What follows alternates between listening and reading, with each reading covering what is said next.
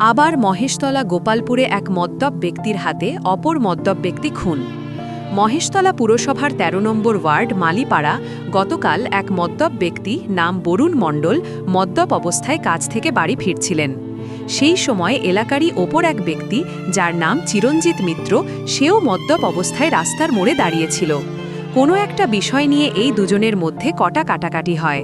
তারপর শুরু হয় মারপিট। রাস্তায় ফেলে চিরঞ্জিত বরুণকে মারধর করে। রাত্রের কারণে রাস্তা ফাঁকা ছিল, কেউ বাঁচাতেও আসেনি প্রতিবেশীরা।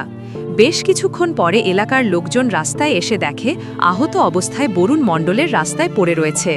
উদ্ধার করে তড়িঘড়ি বিদ্যাসাগর হাসপাতালে নিয়ে গেলে তাকে মৃত বলে ঘোষণা করা হয়।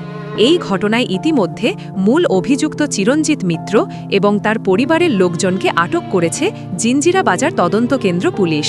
স্থানীয় মানুষজনের বক্তব্য, বুকে এবং পেটে আঘাত করে চিরঞ্জিত। প্রাথমিক অনুমান তাতেই মৃত্যু হয়েছে বরুণের। মহেশতলা থেকে আমাদের প্রতিনিধির ক্যামেরায় তুলে ধরেছে।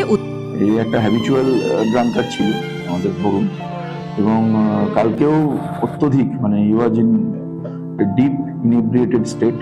সাইকেলে আস্তে আস্তেও নিজেকে ঠিক ব্যালেন্স রাখতে পারছিল না, এবং মদ খাওয়ার পরে গালাগালি করার একটা ট্র্যাক রেকর্ড আমরা এখন পর্যন্ত যেটা ট্রান্সফার করেছি সেটা পেয়েছি। সেই গালাগালি থেকেই একটা উত্তেজনা, তারপরে এই যে দুই মিত্র ভাই মিলে তার সঙ্গে তাদের একটা স্কাফলিং, এবং হি সাকাম টু ইনজুরিজ। প্রাথমিকভাবে আমরা বডিতে কোনো অস্ত্রজনিত আঘাত ইত্যাদি পাইনি। পোস্টমর্টেম আজকে হবে। দুজনকে অ্যারেস্ট করা হয়েছে বরুণের স্ত্রী তপতি মণ্ডলের অভিযোগের